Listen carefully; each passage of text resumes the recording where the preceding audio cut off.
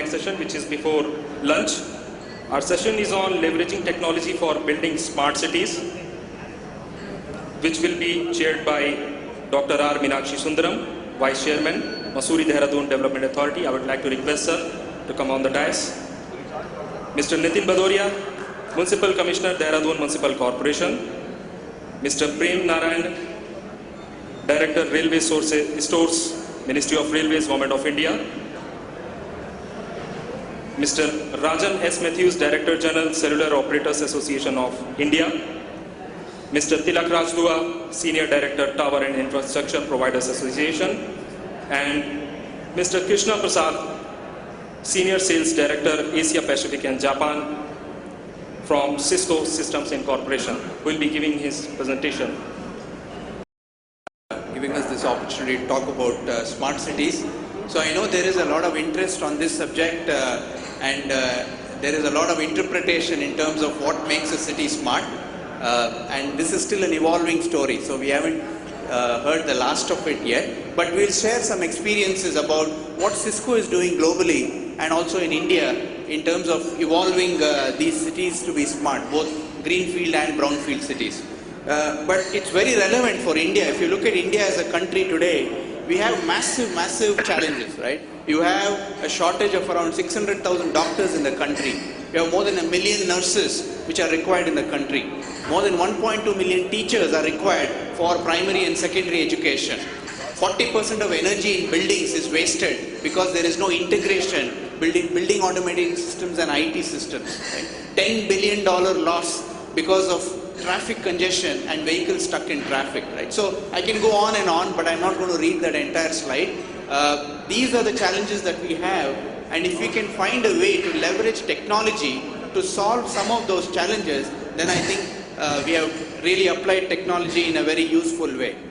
So the other thing to be mindful about when we talk about smart cities is that the pace of technology is accelerating at a phenomenal pace, right? So it is changing business models. It is making businesses go out of their comfort zones very fast. And just to give you some examples of that is global names like this, which I'm sure you have used at some point in time in the last year or so. And just to take one example in that, which is Uber as a taxi service.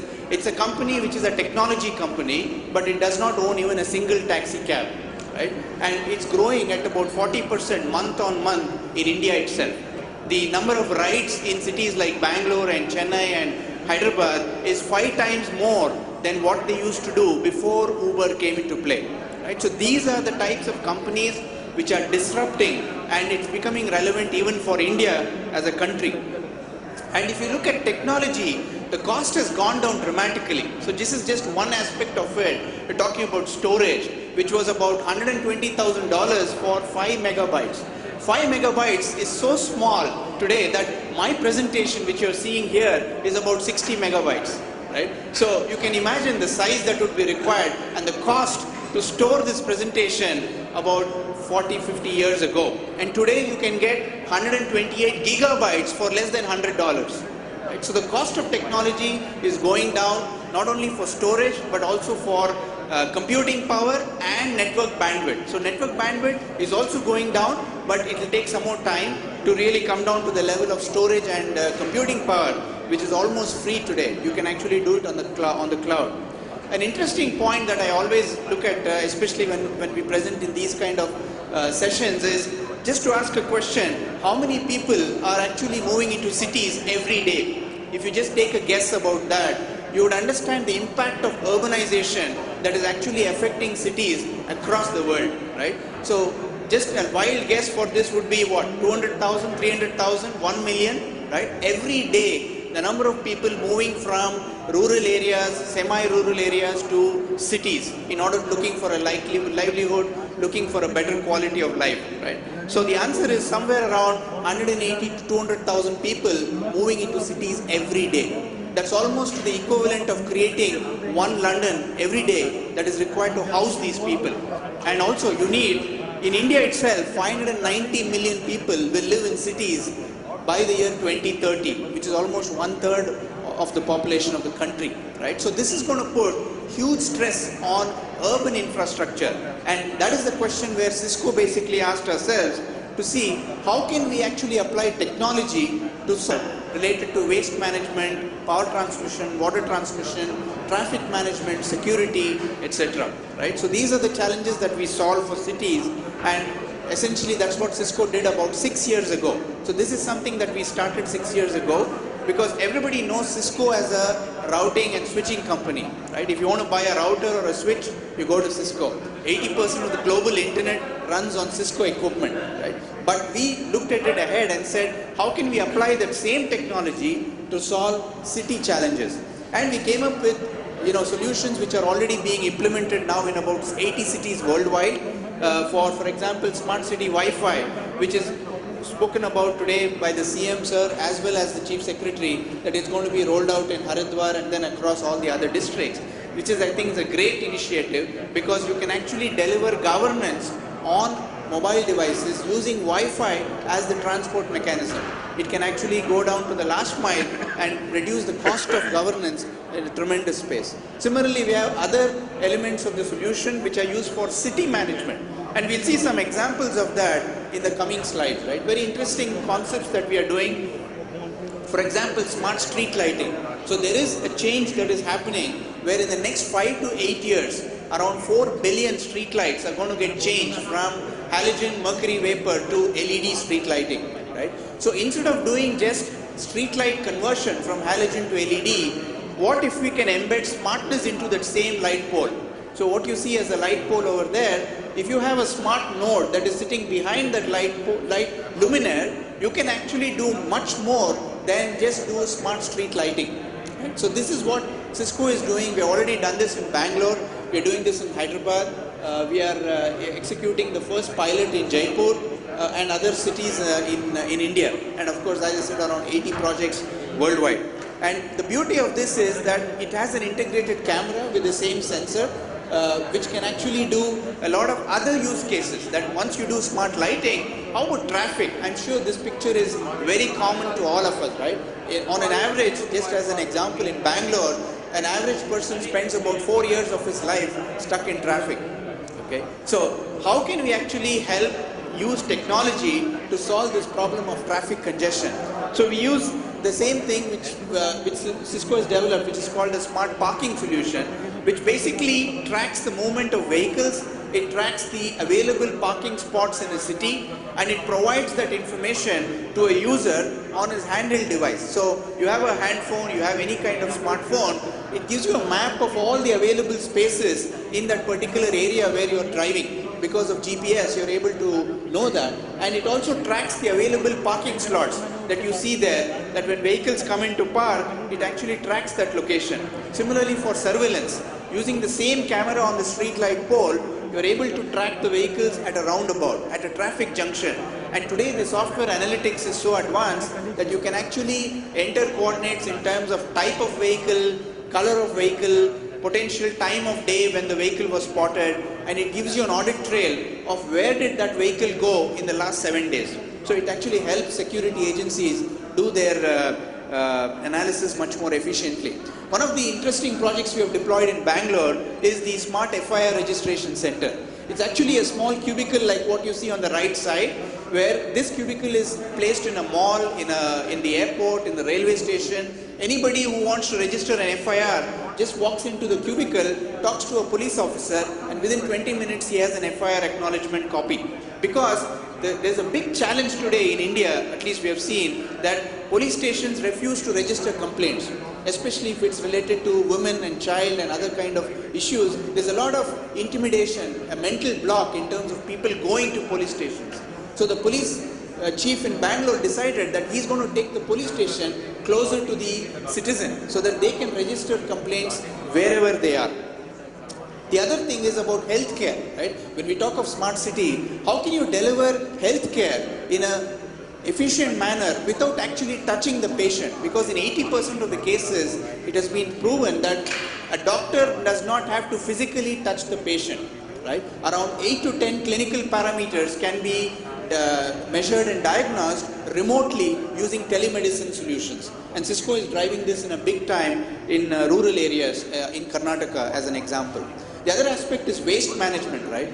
And this is something we have done in Bangalore as an example, as a showcase, where we have actually embedded sensors in the waste bins.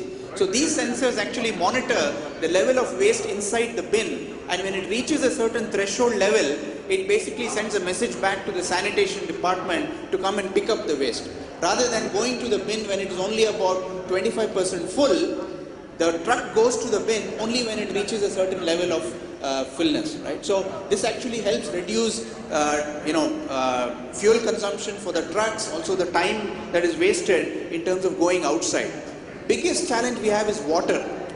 In Bangalore, almost 30% of water that is pumped into the city is lost because of leakages and theft, right? So what we have done is we have embedded sensors in the primary and secondary transmission pipes, and that connects back to the Wi-Fi network, and it actually tells where there is a potential leakage, where there is a potential theft, and therefore somebody can go and check that out, right? So this is something that is also very useful for cities. So bottom line message, I'm actually towards the last slide, is it is imperative today that for every city, country, community to go digital, right? Otherwise the city is going to be left behind, because the competition today is between cities, it is not between countries, right? Where does the investment go? Where do people want to live, where there is a decent quality of life? And that is going to be decided by how well the city manages its infrastructure and provides a good quality of life. So therefore, going digital is critical, and this will actually help increase jobs, reduce energy consumption, reduce water consumption, reduce crime rates in cities because of better surveillance, and reduce traffic congestion, right? So therefore, the Internet of Everything is here. Cisco is driving this in a big way, and we are really looking forward to this Smart Cities program in India, and hopefully we can do the Haridwar Wi-Fi as a first project and scale this across the entire state. Thank you. Share the session.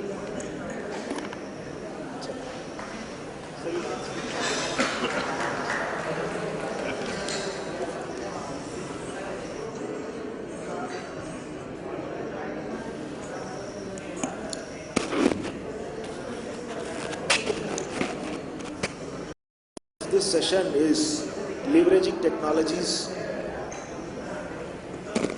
for smart cities.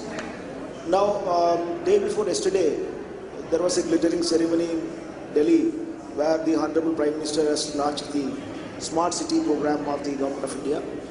I happened to be there during the ceremony. People keep asking, what is the meaning of a smart city? What does smartness mean? There are various definitions being given, but I think the most apt definition will be a city will be considered as a smarter one if it makes the life of the citizens easy. If the citizens are given their services without much hassles from the government, then it is supposed to be a smart city. It should have a smart urban planning.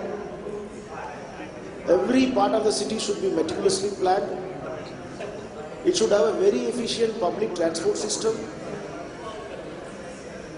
And above everything, it should make the life of the citizens easy.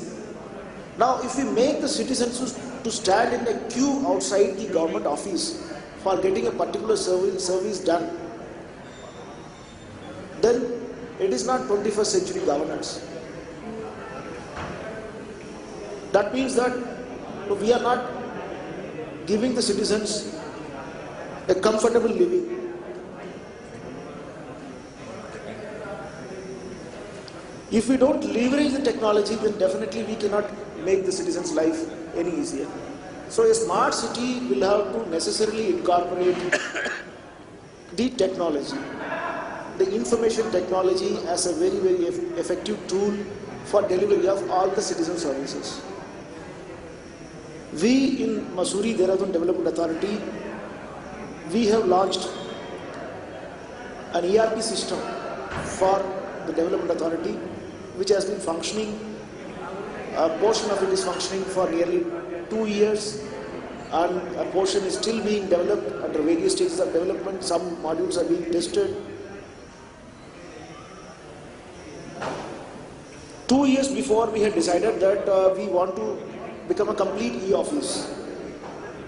And we wanted to go for an enterprise resource planning, which is normally being adopted by the private enterprises, but there will be very few government establishments which have done this.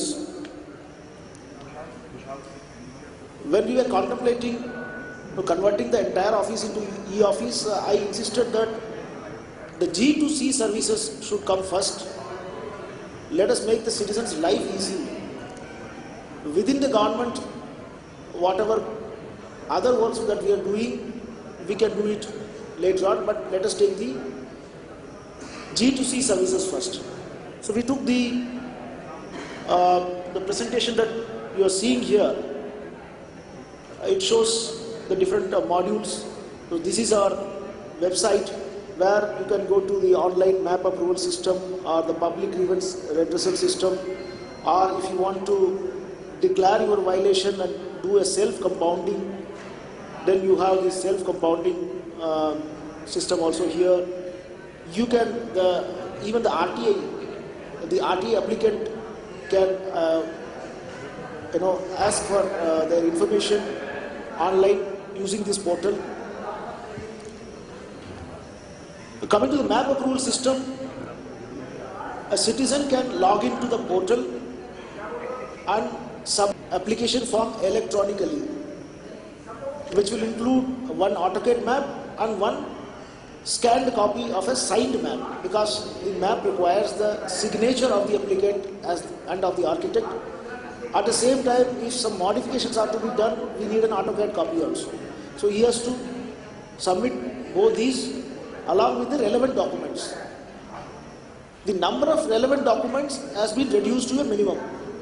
Earlier, there used to be a lot of documents which were asked for unnecessarily, so we had reduced it to a bare minimum documents which are absolutely essential. When I was about to launch this, we had some internal resistance within the organization, which always happens in a government organization, that sir, वो affidavit होता है और title का जो papers होते हैं उसका bogus paper submit कर सकते हैं. So I told that these kind of possibilities are existing even when somebody submits a physical file. So let us put the onus on the applicant and of the architect. So we used to take an affidavit from the architect also, saying that I have verified the documents personally. And for 2 years this system has been functioning, and we have not encountered too much of cases where there were false submissions and maps have been obtained in a wrong way. So after this, the application is being processed. At every stage, the applicant gets an SMS alert and also an email. And if there are some problems with the map, if there are some corrections to be carried out, he gets an email. And SMS alerts keep coming. And finally, he can make the payment through the payment gateway. And the approved map is delivered in the email of the applicant. That means there is absolutely no physical file. So now we can very proudly say that residential maps we clear within 3 days in MDDA, and commercial and other maps it takes normally 15 to 20 days. We have also removed all the unnecessary no objection certificates that used to be obtained from other departments. So we took a call on each and every NOC, what is absolutely essential, what can be done away with. All the NOCs that can be done away with were removed from the procedure. After that, we had introduced the public grievance redressal system, the unauthorized construction management system. Now we are in the process of doing the court cases also through this. Now, once a case is registered against a person and the case comes up for hearing, he will be given a username and password, and whatever submission that he wants to make, he can make online. He need not be physically present. And once he logs in, that will be considered as his attendance, and that he cannot take the plea in a higher court, appellate court, that he was not physically present or the order was ex parte. Once he logs in using his username and password, it will be considered as an appearance by him, that his side has already been heard and the verdict can be pronounced. Because there are a lot of pendency of cases, not just in MDDA, in any development authority there used to be a lot of cases. And if your presiding officers sit and do the court proceedings without doing any other work, then also in a decade that you will not be able to complete it. And new cases will keep coming in. And recently we have launched a scheme called a one-time settlement program, where all the existing cases where there are minor violations which come within the category of the compoundable violations, a citizen can directly apply under the one-time settlement scheme, and these applications are processed and the payment can be done through payment gateway, just like a map approval system. And within last 2-3 months only, we have disposed of some 2,000 such applications, and that resulted in huge revenue for the authority also. So similarly, the Mukhya Nagar Adhikari is here, who is taking care of the municipal corporation of Dehradun. He is also coming up with some other citizen service delivery system like birth and death certificate or the property tax payment. But there are a number of other services given by other line departments, such as payment of electricity dues or payment of water charges. So when we talk about a smart city, we should not make the citizen to stand in a queue just to pay his electricity bill. Every citizen service delivery should be facilitated through IT, and a citizen should feel at ease doing all these things. When we plan for a smart city, so this is the foremost thing that should be there in an administrator's mind.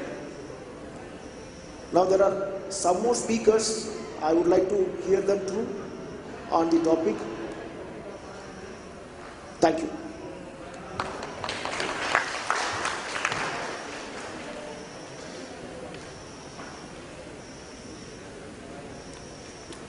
Now I would like to request Mr. Nitin Bhadoria, Mukhya Nagar Adhikari of Dehradun Municipal Corporations, to give his presentation. Good afternoon, everyone. Respected Meenakshi sir, my co-panelists, and to the audience over here. I am Nitin Bhadoria. I am the MNA, which is equivalent to Municipal Commissioner. I am from the Nagar Nigam, Dehradun, and I will be talking in brief. The presentation is large, but I will just skip over and come to the important parts. My team sitting over here and some over there have helped me stitch together this presentation, so I know I am standing between you and the lunch, so I will be brief. I will try to keep myself brief. This is a brief profile of the city. The map on the right shows you the areas according to the wards here. As you can see, it's an elongated city along the Rajpur road belt towards the northern part, and then it's stretched out in the middle. So we've just highlighted given you some brief data. Area is 64 square kilometers. We have 60 wards. We are serving a population of around 7 lakhs as per 2015 figures, and we've highlighted how the weather is, how institutions of national importance are located over here. So Dehradun is a very unique city in itself. Now, coming to the e-governance and m-governance projects that some of them we have already implemented, some of them we are trying to implement over here. So, Dehradun Nagar Nigam mobile app is something that we've been keenly focusing on, and I hope we'll be able to focus on it. We'll be able to get some kind of funding from ADB from it, and implement it in near future as soon as possible. So, our idea behind, philosophy behind the Dehradun Nagar Nigam mobile app is as following. We want to integrate, we want to have an integration of the, vertical integration of the services that we offer to citizens in terms of, what we have an interface over there where they can register their birth certificates, where they can apply for any kind of complaint, where they can apply for any kind of, services that they are demanding from our side. And at the other end, we also have a back-end management system where we can, tackle their demands, how we can better serve them. At the middle, we also have, our own objectives that we want to achieve. One of them being we want to boost the revenue collection of our Nagar Nigam setup. So going forward, this is the phase one. We're trying to implement it in 3 phases. This is the phase one. Phase one where we have 4 important things. First of all, being birth and death certificates over here. So, this is something that has been typically taken from one of the cities where it's been already implemented. We've tried to, take it from here. This is the birth certificate. You enter your details just on a mobile app. On a mobile platform, you enter the details, and from there on, we contact you. Once it's registered, we contact you. We ask for, in any case more certificates are needed, we'll ask you for it, and so on and so forth. Similarly, for death certificate, we have the same thing.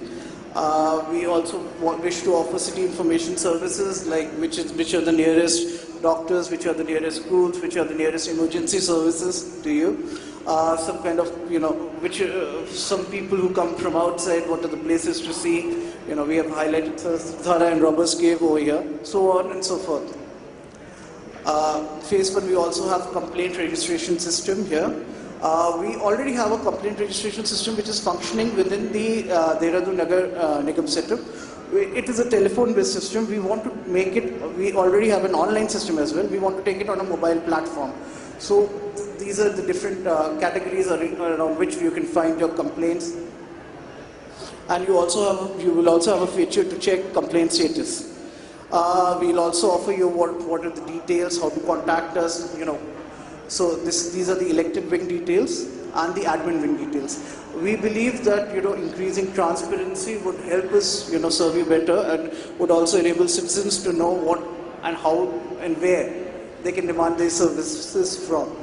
Going forward in phase 2, we have commercial activities monitoring. We want to establish shops and establishment details, and active tender information are just 2 aspects which we have highlighted over here. How do we go about all the Nagar Nigam assets come under one directory where people can see it, and people can ask if they can come to know if some shop is going for auction, so on and so forth, where information is actively shared with them, as well as their feedback is also taken.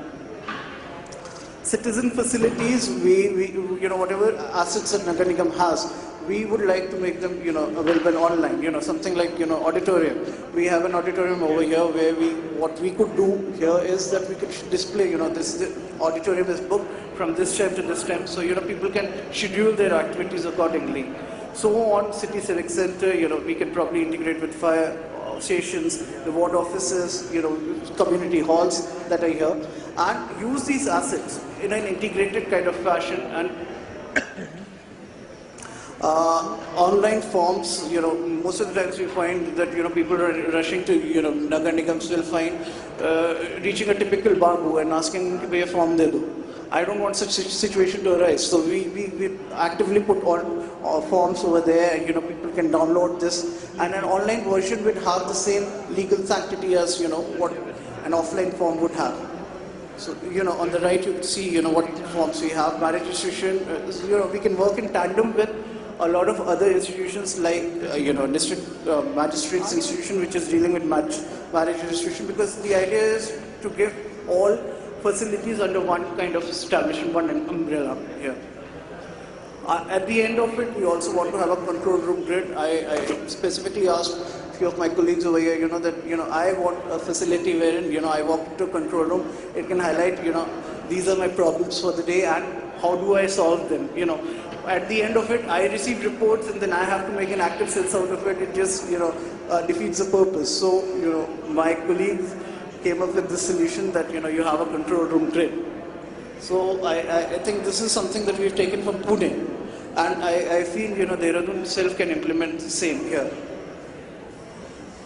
In the phase 3, main focus would be on property tax management system, This would have three features over here. One is SMS-based information system, where we actively engage with the citizens, with the property holders, and give them active information about how much is their property tax due and has it been calculated. Most of the time we feel that what happens is when I see my electricity bill, I see अधिबार है कहीं कुछ add कर दिया गया है, some previous charges have been added, and I get confused.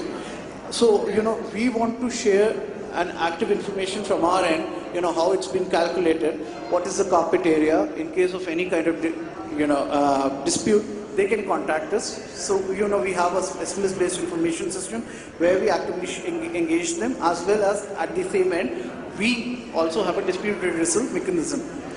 We integrated with the payment gateway where they can actually make their payments. They don't need to come to Nagar Nigam or any kind of thing. And at the same point of time, whenever the payment is made, a receipt is given to them, and double entry accounting system which we are trying to implement. Accounting entries are generated automatically. So this is something what we will have. Each property would have a unique tenant number, and that tenant number would be taken ahead. And on the basis of your register, you can register for your according to your mobile number, and you can get whatever details you want, either on an email basis or on an SMS basis, as and so you want. Other thing I think Mr. Krishna was already talking about smart underground railway system, management system that they were trying to implement, that they have, I think, implemented in Bangalore. We also want to do the same. We have already made a DPR of 100 bins in Dehradun, where we have identified the key areas like Rajpur Road, Nashvilla Road, and so on and so forth. We were also of the view that provision should be made for the same in apartment building and complexes, so that we can go send our trucks immediately and have a daily disposal of the waste from the buildings. How do we incorporate ICT over here is in terms of vehicle management system. How do we use the vehicles to best serve the particular areas? And as he was talking about bins full and empty tracking, we would only go to a particular area when the bins are full, otherwise it wastes fuel. And the benefits, as can be seen, is we can have an efficient pickup strategy. What happens is currently the system as I see is only one dustbin is picked at a particular point of time. Having a compactor in place would enable us to pick 8 to 10 dustbins, which would help us save fuel, as well as serve a particular area in one go. These are some of the figures of how the system has been implemented in Haldwani, a city in Nainital. It's been effectively implemented over here. These are some of the site figures that we went and clicked ourselves and that we saw over there, and it has actually solved the problem of litter. Garbage is mainly associated with litter, and as and when how we can control litter is half the battle won. So they've done a good job. They, on the right you can see the bin being lifted, and once the bin is lifted, the bottom flap opens and the whole garbage drops down in this thing, and at the same point of time it can be put back. So in a 5-minute kind of setup, the whole garbage, the bin has been emptied into the truck. We've also launched the solid waste management helpline. The idea behind this was we were called one day by the governor sir over here, and he said that it's a very small application, why don't you go and launch it? And we were like, so we would require this and this. He said, just start with it. And we also had our own meeting with him, and then we said, why can't we start with it? Then we went ahead and started it. In this we have a toll-free number which is used for registration of complaints. The complaints are of 3 categories. One is door-to-door collection of garbage from wards. The other 2 categories are street sweeping, which takes place in the morning and the evening, and the lifting of dustbins from their locations. How does it help us? The idea is to actively receive information from citizens and help us schedule our activities accordingly.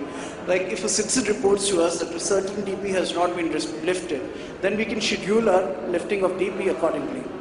We also have SMS-based registration and interaction system wherein we actively share who would be addressing the complaints with citizens, and only when the complaint is closed, only when the citizen is being satisfied with the complaint. It also helps us in planning for vehicle movement on the basis of the complaint received. The vehicle that is nearest to it can help us address the complaint. The benefits has been so forth and so as I've been pointing it out, direct contact. We have also been able to standardize routes to enable efficient service delivery, daily reporting and feedback. We are daily in touch with it. And Dr. Sati over here, who's sitting here, he has been handling the system right now. And of course, since the monitoring has increased, we've also seen that there's a reduction in downtime because we actively, know when we know when one of our vehicles is suffering some kind of downtime, we actively work towards it so that it could be immediately fit and running. This is the grievance redressal mechanism that we have over here. This is the online number. This is the process, how it happens. Once the citizen, either through an online system or through helpline, can launch a complaint, the status is updated and the physical action is done by the supervisor, whereas the grievance cell over here on the left, down left, it takes the feedback from the citizen on a regular basis. This is the website, web-enabled waste disposal complaint cell. This is one of how you register the wards on an online basis. This is the administration view, of how you view this status. The status of, pending complaints, who has it been assigned to, and so on and so forth. A link to it is what we have is GPS-based vehicle management system, implemented by a colleague sitting over here only, Abhilasha and Nagin from Caldera. They have basically fitted all our solid waste management vehicles with the GPS devices, and you can see the track according. This is a live figure that we've taken, and all our vehicles are which are functioning are on the left side of the panel, and on the right side we see their actual physical location on the roads. This is also being implemented in two phases. Phase 1 we've already completed. As I've told, control room has been, monitoring has been enabled, and scheduling of activities and so on and so forth has been taken up. Phase 2, what we plan to do is linearization of routes. We want to, like we have in a railway system, where we linearize routes, saying, at this particular point of time, this vehicle, this door-to-door vehicle would be on this particular house. That is the level to which we want to standardize our routes. So standardization of routes with respect to time. And another aspect that we want to take up when we have enough infrastructure with what we are planning ahead is solid waste management vehicles on-call availability. Like we have cab availability, we call them on-call. We have on-call availability, and we charge extra premium. So it would be a premium kind of a service where we charge some kind of a premium for it. We are also actively engaged in land survey project with IIT Roorkee. This is basically a GPS-based land survey of urban properties to be conducted in 4 cities that has been already listed down. The idea is, what we see as our biggest asset in today's setup is the land, and we want to unlock its value. Normally we see all the Nagar Nigams in red. We want some sort of unlocking of value to happen, and to plan out our projects in such a manner so that land that we get out of it becomes as an asset for Nagar Nigam. This will also help us check, encroachments is backed by ground survey. This will be linked to an online property tax management system that we were talking about earlier. The idea is we do an individual dwelling survey, we get all the attributes about it, and at the same point of time, we link into, how we collect the property tax. It will have a dispute redressal mechanism. This has already been submitted to ADB for their approval. Then some other projects that we've been talking about. These are some of the projects that are going around. I think, you can see here, we are having some CBUD projects which are also, e-based projects, financial and accounting management, property tax reforms, city development plan, city sanitation plan. On ABC campus is being built up in Kedarpuram. Then bus shelters, modernization of police booths and traffic umbrella, conversion of Dhilaf to modern advertisement sites. We want to basically, change the image of Nagar Nigam. You go to Nagar Nigam and you see, a typical 70s kind of a setup where you see, you have to rush behind a particular, bhai mera ye kaam nahi hua, ye nahi hua, ye kaise hoga, ye kya hoga. I think technology is the biggest game changer, and we want to enable citizens to demand from us rather than they chasing us. We want them to us to chase them.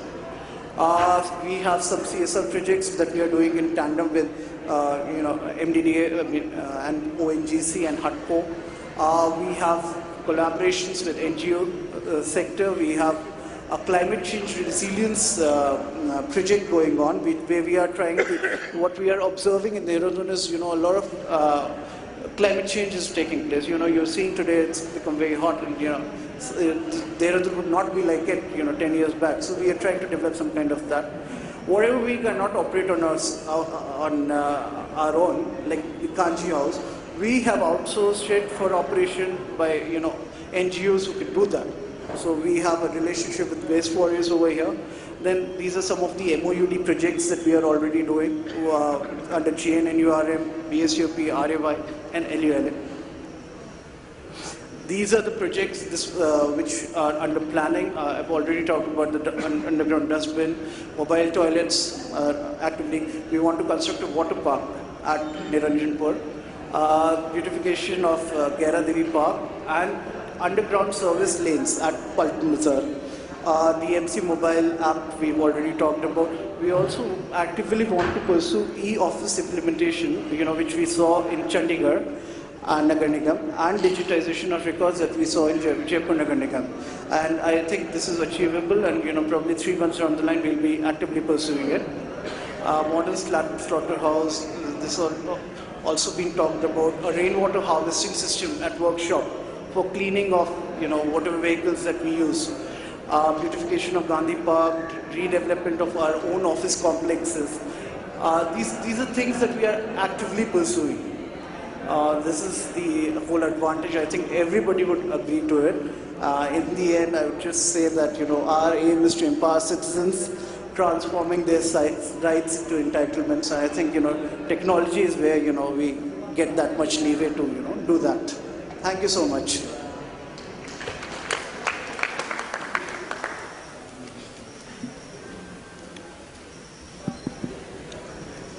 Thank you, Nitin. Our next speaker is Mr. Prem Narayan, Director of Railway Stores. He's with the Ministry of Railways. Since we have exceeded the time, I will request the speakers to be very brief in their presentations. Very good afternoon. My co-panelists on the dais and the delegates in the hall. I will be very brief. In fact, slides would be available on the website of FLAT, so I'll be rushing through the slides. At the outset, I congratulate Government of Uttarakhand and elites for appropriately choosing this day for hosting the conference. Reason being, 3 days before Honorable Prime Minister of India, he has launched 3 missions, that is Smart Cities, Amrit and Housing for All. And all the 3 missions put together, the total outlay is to the tune of 4 lakh crores. And this will be applicable to all the states and the UTs. I would like to tell you that how the concepts of the cities have changed over the decades, from industrial city in 1900 to the now presently the smart city in 2010. So how the concepts have changed from industrial city to automobile city to service city to sustainable city, and finally in today's time, it is from 2010, we are talking about the smart cities. Smart cities, there are different forms across the world. Like we have virtual cities in Kyoto, Amsterdam, knowledge-based cities. Some examples are in Edinburgh, Scotland. Broadband city example is Amsterdam, Geneva. Mobile ambient cities, San Francisco, New York, and digital cities like Tirkala in Greece and Hull in UK. A smart city need to have the different infrastructures in place. In order the city to be smart, we need to have infrastructure which should be responsible for daily needs of the people, healthcare and hygiene, trade and commerce. We need to have the e-governance initiatives here, law and policy making, as well as the urban aesthetics.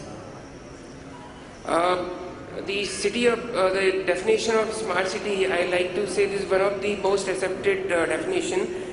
Smart city is a dynamic ecosystem of citizens, authorities, companies and research centers that cooperate to develop products and services to foster innovation with the aim to develop an attractive, competitive and sustainable city. Smart city need to have visions of livability, workability and sustainability. So cities need to develop various facilities in all the three visions. A smart city also need to have the smart forces like smart economy, smart environment, smart governance, smart mobility, smart living, smart people. A smart economy, we mean that we need to have in place ICT in the uses of businesses, then development of business spaces and the strategy and planning for the financial promotion. Smart people, we need to have the education system in place where everyone need to be well educated. E-learning should be in the schools.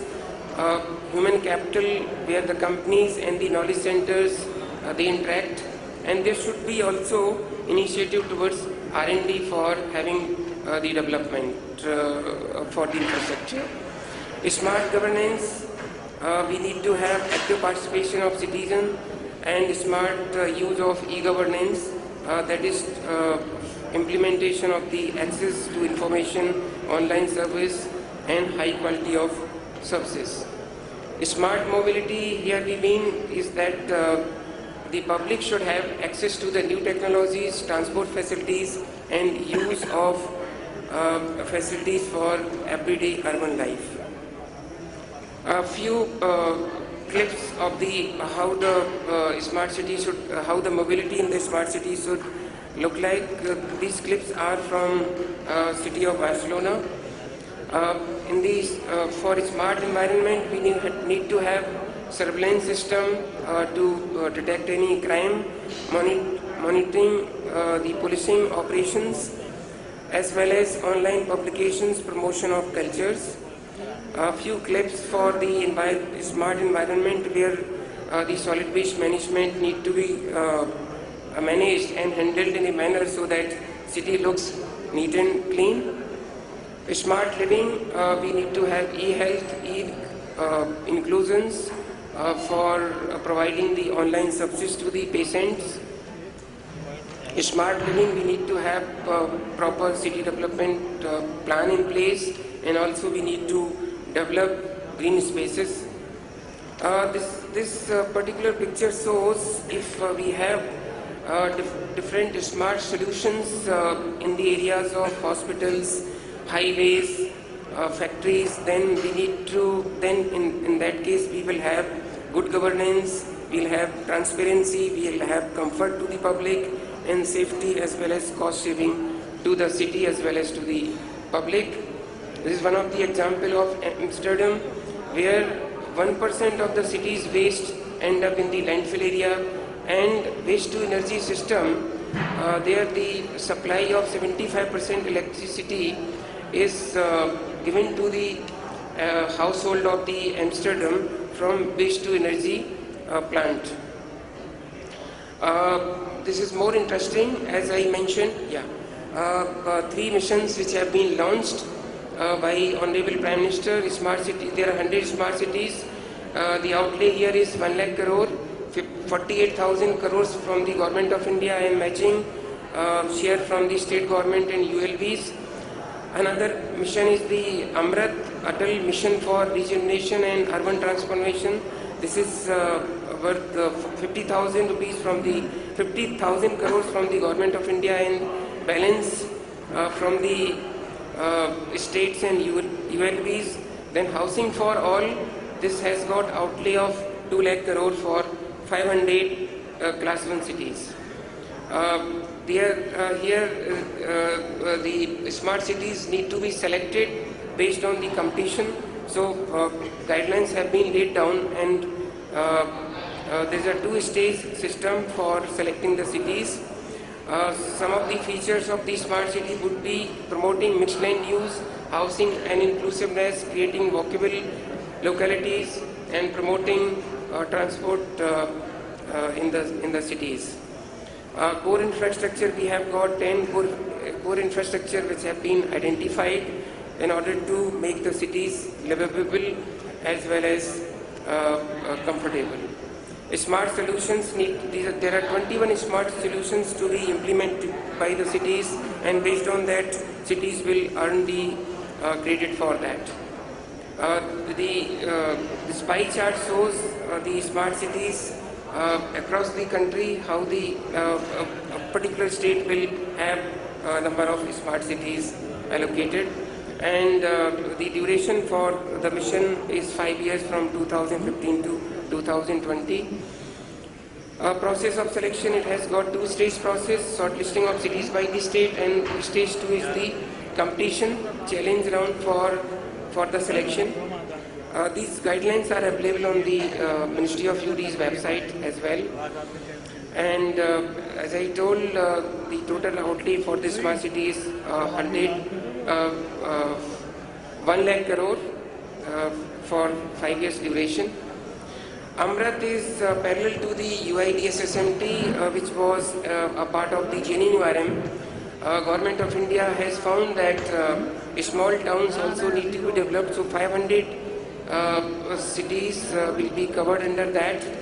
And here the criteria would be to have household to the access of the tap water in a assured water supply, increase amenities of the cities by developing greenery and maintain open spaces, reduce pollution by switching to public transport. So 500 cities would be covered, all cities and towns, all capital and towns. There would be cities which have got population 75,000 to 1 lakh population. These cities can be on the stem of the main river, and 10 cities from the hill states as well. These are the components of Amrit: water supply, sewage, septage, stormwater drain. So cities need to prepare projects in these areas for the implementation purpose. The funding as such, 50,000 crores from the Government of India and matching share by the states. So I like to conclude by saying that in case we need to have a smart city in place, then there need to be good work to be done by the cities to have a proper city development plan that should cover the sustainable mass transit system, should cover ICT in urban planning, and also use unconventional source of energy. For that they will also get the credit, and zero waste concept for the municipalities, compact city development and green cities. With this, I thank you for listening.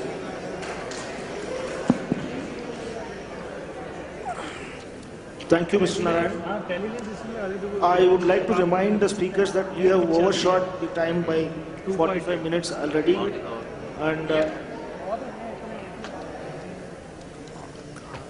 Next speaker.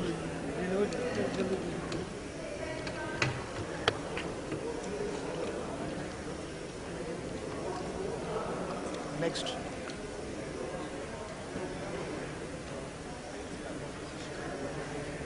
My name is Rajan Matthews and I represent the mobile operators in this country. Given what has been said, I'm sure you've got more than enough information on smart cities. You can ask the questions you want. I had something to say to you, but I'm going to stop. You ask the questions. Thank you.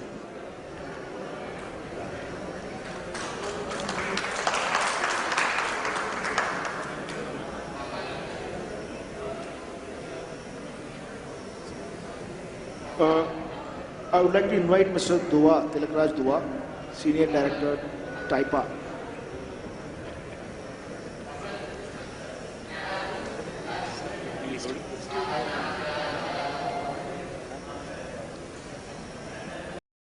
Good afternoon, ladies and gentlemen. Mr. Tiwari, Mr. Deepak, Kumar, Mr. Shukla. I know we have a big challenge now. I think Rajan has overcome that challenge. It's a challenge now. How do we manage between myself and the lunch? I'm not, to the presentation there, I'm not going to run through the whole presentation. The telecom sector has seen growth, I think unprecedented growth.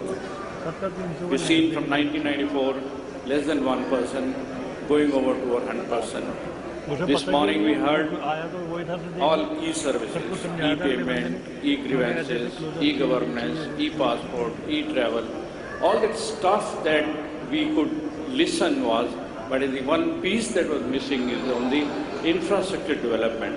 What we need is a right roadmap, right infrastructure, which is very, very important. So therefore, I'll quickly run through 2-3 slides, which are, people talked about smart cities, people talked about the digital India, talked about the financial inclusion. All that, I think the crux of the whole thing will be how we get the infrastructure to do all these services. There are guidelines which have been issued by the central government, and there is also, we are working with Mr. Deepak Kumar and the Chief Secretary itself. There are certain guidelines which have come from Uttarakhand, but there is a need to go over and mull over those guidelines, align with the DOT guideline. So there are certain guidelines starting from 2000, 2004, 2011, 2015. All that what is happening is that with the result that is difficult to get the sites for acquisition, it's difficult to locate the sites. Unless we have those infrastructure in place, then it will not, probably it will be tough to provide all those services. Let's quickly run through. This is what is Uttarakhand looks like. Okay. A tower is a basic element in mobile network. We evolved the concept of the sharing. Sharing has many benefits: economics, aesthetics, service. There are certain government initiatives which have been taken, like the National Telecom Policy 12, which has recognized the importance of the infrastructure beside laying down certain requirements for the broadband. Now, Digital India, people talked about it as a digital infrastructure, as utility, governance and services and department. There is a need for enabling policy for broadband highways, universal access to mobile, telecom infrastructure policy in ROW. Well, these are all 9 pillars which have been discussed in details. This is a program to prepare India for a knowledge future. I am coming quickly back to the requirement, what you need to implement all this. There is a government vision to realize the huge vision and ambition which hold the robust telecom, IT infrastructure, and therefore towers are the national building lifeline which will form the bedrock of the digital India. In this regard, the Ministry of Communication, that the DOT has supported the industry by coming out with the uniform tower guideline. Therefore, my request here will be to the Uttarakhand government to align with those policies. This is what Digital India have been talking since morning. The smart city, I don't think there is any standard definition that you can have on the smart city, but there's a big plan and a huge vision that has been given by the Honorable President. Smart city will be a model not only in the technological advancement, but also in precious natural resources like water, waste management, lighting, ITS, so on and so forth. These are some of the attributes of that. There's much more that can be done, and since morning we were talking, if again and again I say, if there is an adequate infrastructure available, like financial inclusion, universal health, then rural cyber, e-governance. Now what is required is that towers, we need a single window clearance, time-bound clearance, nominal one-time administrative fees. These fees varying from X amount, from 5,000 to 50,000. The electricity connection is very important to be given on priority. These are the guidelines which came, these are guidelines, just quickly finishing. These are guidelines which came into 1st August 2013. They were finalized through a very transparent process with involving all the statements. I think this is a unique occasion where we have the senior officials from all the states. I was talking to HP, Additional Secretary, Rajasthan, Madhya Pradesh, beside Uttarakhand. I think this is the one occasion where all the senior officials were present. It was important to highlight the infrastructure requirement, which is very, very essential. Well, there are a lot of restrictions being placed in the recent letter written by the Minister and also by the DOT to the Health Department and all MCDs and the CEOs, highlighting that there are no dangers and the mobile connectivity must be provided to all these places. I want is no artificial restriction to be placed. There should be sharing to be permitted, universal guideline to be there, one-time nominal administrative fee, which also should be restricted to a single window clearance. This is what is finally the industry policy which has a wish list is align state tower policies in line with the DOT, formulation of the uniform tower policy for the entire state, review and reduce the proposed fee structure, documentation as given in the DOT guideline, permissive tenure. There's a number of these things which we have already represented, and I'm glad to say that the Uttarakhand government, Secretary IT, they are working on this. Probably they should be coming out with the guidelines which are alignment with the DOT. These are again requirement for the OFC, again ROW position to be granted on priority, the charges should be minimal, electricity connection to be provided on priority, and due to positive time. Thank you very much. If you have a question, you can raise this question a little later. Thank you.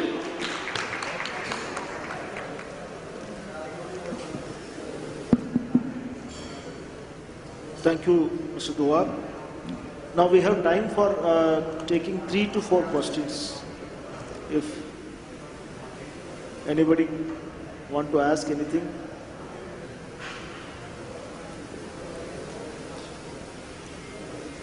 Okay, I take it as no questions.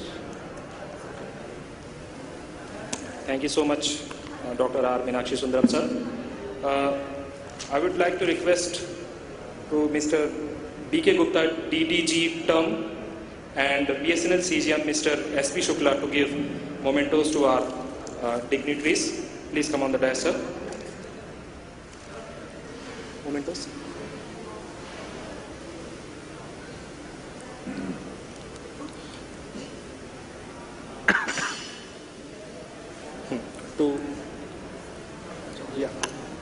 To Dr. R. Meenakshi Sundaram, Vice Chairman, Mussoorie Dehradun Development Authority.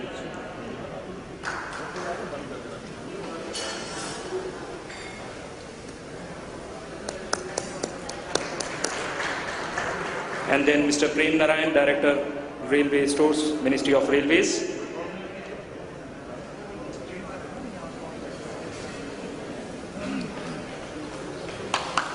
And Mr. Nitin Bhadoria, Mukhya Nagar Adhikari, Dehradun Municipal Corporation.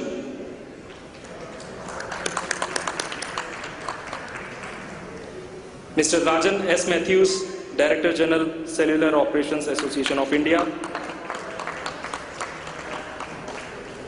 and Mr. Tilak Raj Dua, Senior Director of Taipa.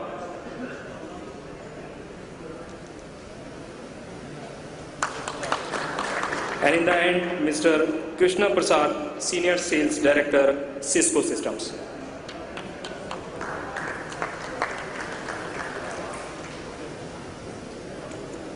Sir, I would like to request you, all of the dignitaries, to have a group photo. Group photo.